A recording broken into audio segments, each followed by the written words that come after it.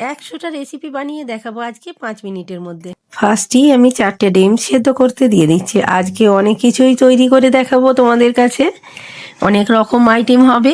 তো ফার্স্টেই আমি ডিম সেদ্ধ করতে দিয়ে দিলাম ঢেকে। ওদিকে এই বাটিটা অনেক পুরানো, ওতে খুব ভালো ডিম স্টিম হয়, তাই দিয়ে দিয়েছি। গরম জল করে ময়দা, কালো জিরে, লবণ আর একটু সয়াবিন তেল দিয়ে মেখে ডো বানিয়ে আধ ঘন্টা রেস্ট করতে দিয়ে দিলাম। এদিকে ক্যাপসিকাম 3 রকম, গাজর, ধনেপাতা কুচি করে নিয়েছি। প্যানের মধ্যে একটু তেল আর কেটে রাখা ইনগ্রিডিয়েন্টসগুলো আমি হালকা ফ্রাই করে নিচ্ছি। তারপরে টমেটো অ্যাড করলাম আর একটু নেড়ে চেড়ে ফ্রাই করে নেবো। লবণ হালকা করে দিয়ে দিলাম টেস্ট অনুযায়ী। একটু চিলি ফ্লেক্স ইউজ করলাম হালকা করে, বাচ্চারা খাবে যদিও নুডলসটা, তাই কাঁচা লঙ্কা না দিয়ে হালকা চিলি ফ্লেক্স দিলে ফ্লেভারটাও ভালো আসবে, টেস্টও ভালো হবে। প্রয়োজন মতো জল ঢেলে দিলাম। এর মধ্যে আমি নুডলসগুলো সাজিয়ে দেবো একটা একটা করে সাজিয়ে দিয়ে 5 মিনিটের মতো ঢাকনা দিয়ে ঢেকে কুক করে নিচ্ছি। এখানে আমি 4টে নুডলস ইউজ করেছি, তোমাদের প্রয়োজন মতো তোমরা ব্যবহার করতে পারো, নিতে পারো। এইভাবে আমি 5 মিনিটের মতো ঢাকনা সরিয়ে দেখলাম খুব সুন্দর সফট হয়ে গেছে। নেড়ে চেড়ে আমি মেখে নিচ্ছি নুডলসটা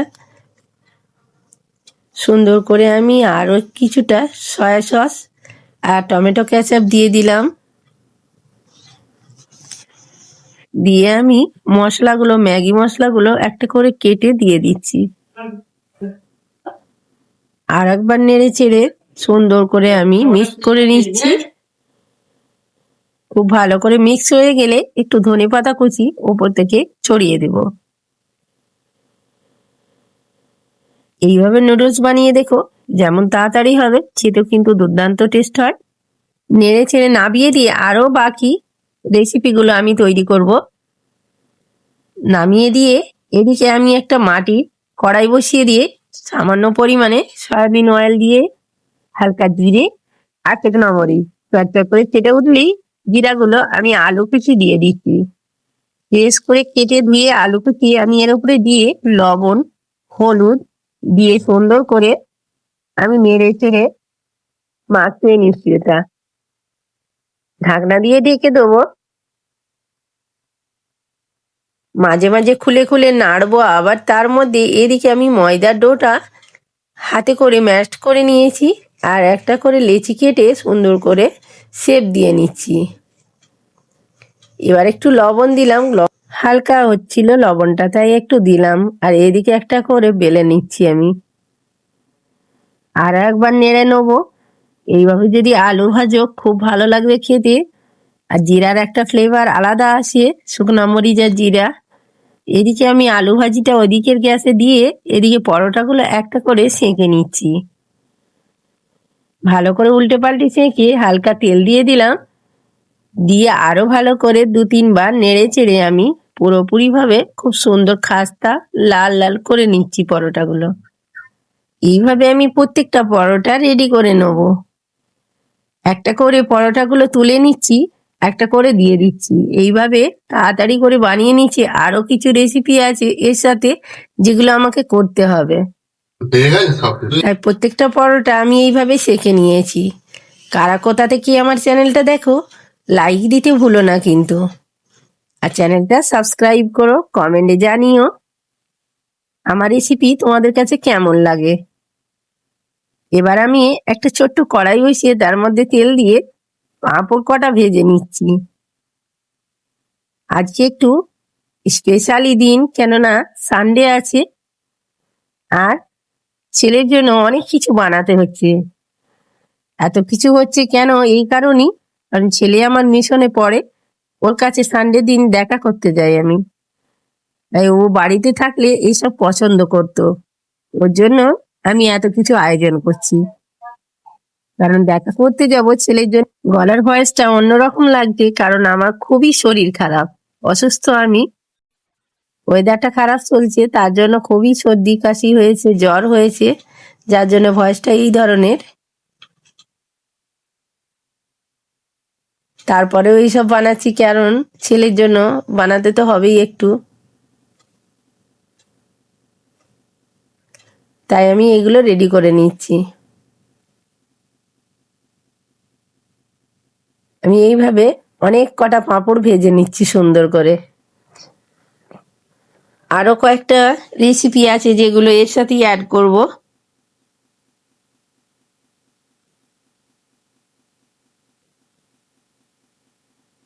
এই ধরনের পাঁপড় কারা কারা পছন্দ করো কমেন্টে জানিও কিন্তু। সন্ধ্যার দিকে বিশেষ করে এই ধরনের পাঁপড় ভাজা হলে খুব ভালো লাগে খেতে, তাই না?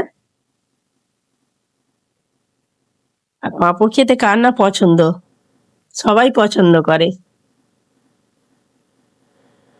আমি প্রত্যেকটা পাঁপড় এইভাবে অনেকগুলো ভেজে নিচ্ছি আবারও।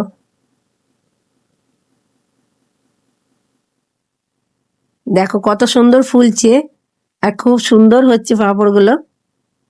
পাঁপড় খেতে কিন্তু আমাদের বাড়িতে সকলেই পছন্দ করে, খুবই পছন্দ করে। তাই আমি একটু বেশি করেই পাঁপড়টা ভাজছি, কারণ সকলেই তো খাবে।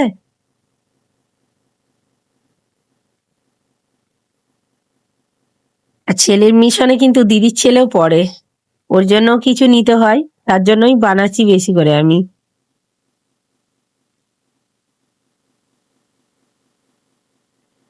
এইভাবে আমি পাঁপড়গুলো ভেজে নিচ্ছি আবারও।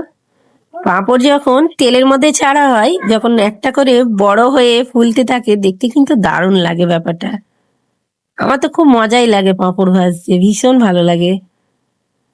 এই দেখুন, ফ্লেমটা অফ করে দিলাম, তারপরেও কিন্তু গরম তেলের মধ্যে কি সুন্দর ফুলে গেল আর হয়ে গেল খুব ভালোভাবেই পাঁপড়টা।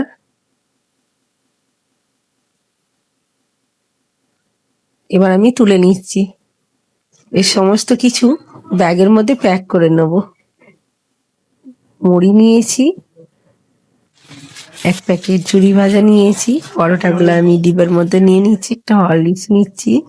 সমস্ত কিছু এইভাবে আমি প্যাক করে নিচ্ছি, গোছগাছ করে নিচ্ছি। পরোটাটা একটু গরম আছে, যার জন্য আমি একটু পেপার দিয়ে দিচ্ছি তলায়, ভালো থাকবে। তাই এইভাবে নিয়ে নিলাম। প্রত্যেকটা পরোটা কিন্তু সুন্দর করে আমি রেখে দেবো।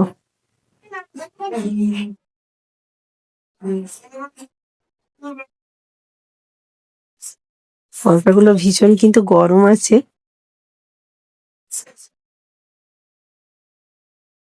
আমি এইভাবে নিয়ে নিচ্ছি সব কটা জিনিস।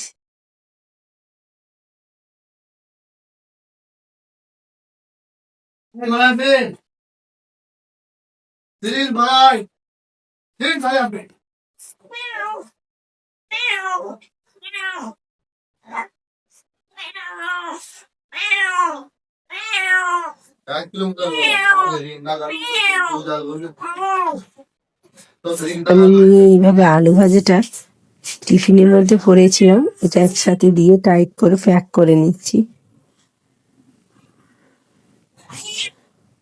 এর মধ্যে নুডলসটা ভরে নেব, ডিম সেদ্ধ নিয়ে নিলাম, নিয়ে এটা দিচ্ছি।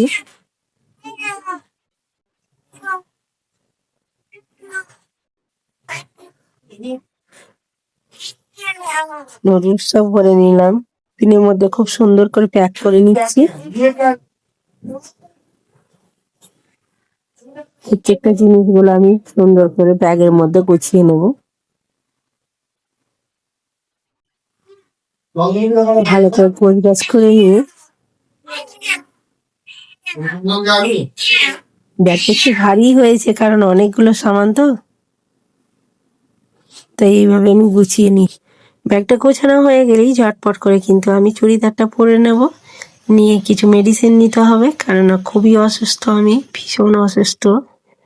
এই যে মেডিসিন নিয়ে নিচ্ছি কিছু। মেডিসিনটা নিয়ে আমি রেডি হয়ে যাব।